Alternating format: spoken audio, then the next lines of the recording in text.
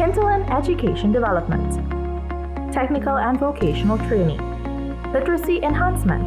Education is on the move. On Education Spotlight, we look at developments within the education sector and how Guyanese can take advantage of the opportunities available. Hello and welcome to another edition of Education Spotlight. This week, we're going to be talking about the ministry's efforts towards distance education delivery. Over the last 2 years, the Guyana Learning Channel has expanded its reach to ensure students in remote areas have access to educational content. Currently, there are 6 channels dedicated to delivering educational content in a structured but entertaining way. When I started the Learning Channel, it was in the midst of the pandemic in August of 2020. From that time, I think the Learning Channel has come a far way in terms of how it's delivering content and the amount of content we've covered from then to now. And all of our lessons engage trained teachers. So we have currently recorded from August 2020 to now in excess of 1,500 curriculum-based lessons from nursery to grade 11. That includes some past papers as well for NGSA. In terms of how we go about doing that, we've tried different approaches because of the rush we've had to ensure that we had content to cater for students during the pandemic. We just went right into it, like almost immediately. But following that, we had some breathing room. And we've been trying different approaches to make it more of something that's entertaining. She explained that the programs have been crafted to ensure it captures the learner's attention. While in a classroom, a teacher has the ability to take control of a room and make their students listen to them. From television, the student can simply, a child, we'll simply switch to the next thing, what's interesting. And we all know what's going on with YouTube. All children, mine included, are hooked on YouTube. So we've been trying different approaches as to how to deliver our lessons. We have a new show called Learn With Me, where we're engaging students that are gifted, that has some amount of talent in terms of a particular subject or multiple subjects, that they can deliver content, and we give them the freedom to choose their style. Of course, we vet all the content and we ensure that it's in keeping with the curriculum with a different approach. But we've done most of our work around the NGSA because during the pandemic, that's what was approaching, and we tried to fill the gap as much as possible for NGSA.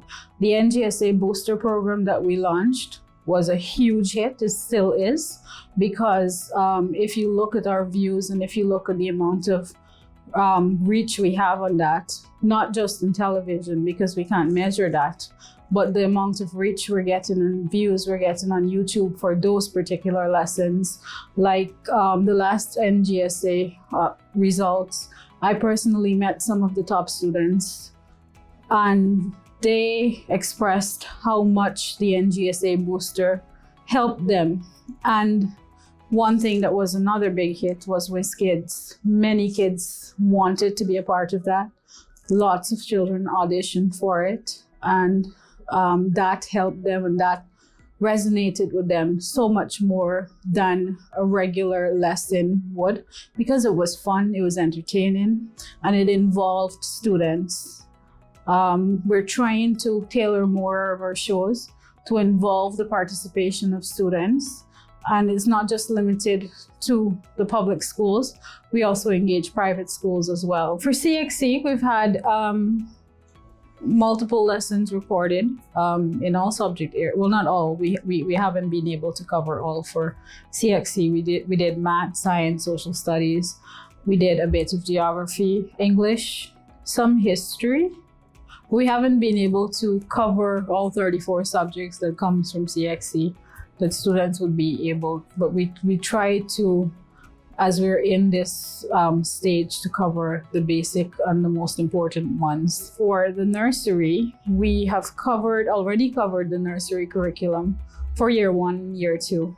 So if you need to have your child participate, you don't just have to wait on what we have available on TV. With the integration of YouTube and our Facebook page, and coming soon our website, the child will have the opportunity to go on those platforms and access any content that we have. And it's categorized by grades and subjects and so forth. So it's not all over the place. If you want our nursery playlist, you go into nursery and everything is categorized and neatly placed there for ease of access. For the website, and the reason we're doing the website and trying to move away from children accessing YouTube is because we can't control what pops up on YouTube from time to time, and we do know that there are certain things that wouldn't be age appropriate for children on YouTube. I myself don't allow my children so much on YouTube. So I think with a website and an app, it gives that direct link to our programs. It doesn't divert their attention to different things that shows up on YouTube. So they get all of our content in individual classrooms on our website and on a mobile app. And with the mobile app, that's not going to be available until sometime next year. Provisions are also being made for Spanish-speaking learners. Advancing in English that we will release July, that centers around Advancing in English. It's for Spanish-speaking and it covers the curriculum. So there will be 2 parts of this one program. So one lesson would be catering for students that wants to learn Spanish, and the other would be for Spanish speaker that wants to advance in English. edufm also plays a significant role in distance education delivery and also complements the work of the Guyana Learning Channel. Head of edufm, Mr. Philip Williams, tells us more. The past 2 years showed us the need for embracing technology, and we had no choice. We had to do it.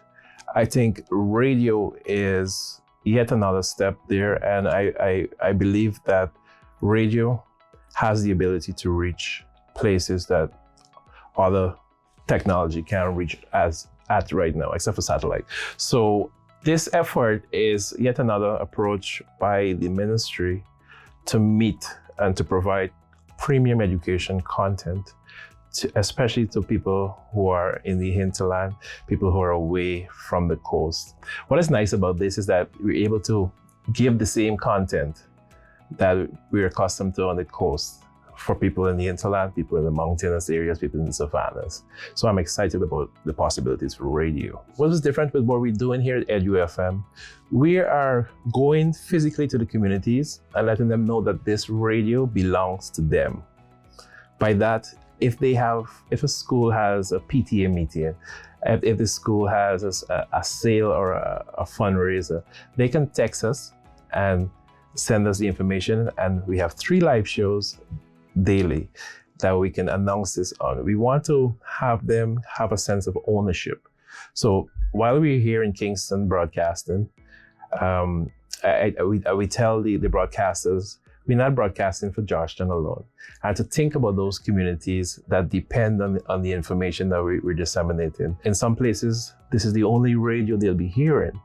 And so our whole mindset about having them embrace edufm as their community radio, I think that's what's different with the approach that we're taking. Apart from the live shows where they can send information, or we could say hi to teachers, we could call out teachers' names, etc.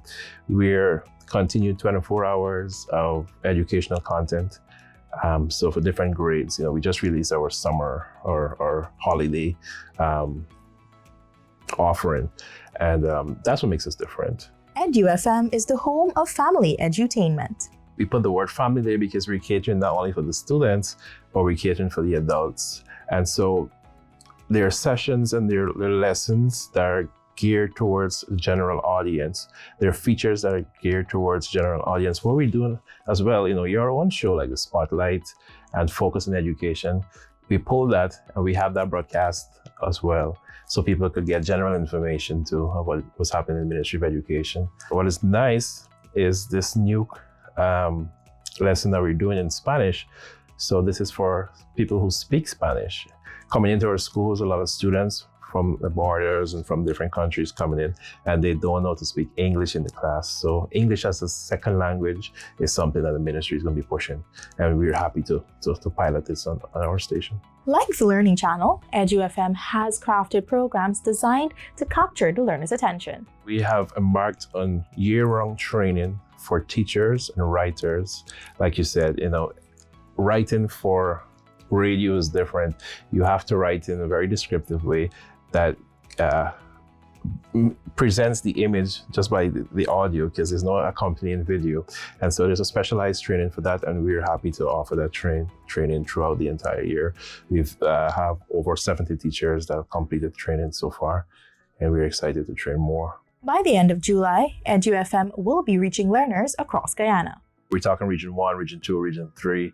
I'm particularly excited for what's going to happen in Region 9. And so we're talking places like Shelton, Anai, Karasabay, and those places, and even Central Lethem. So in every region, we'll have a presence. We are catering for people whose first language is not English.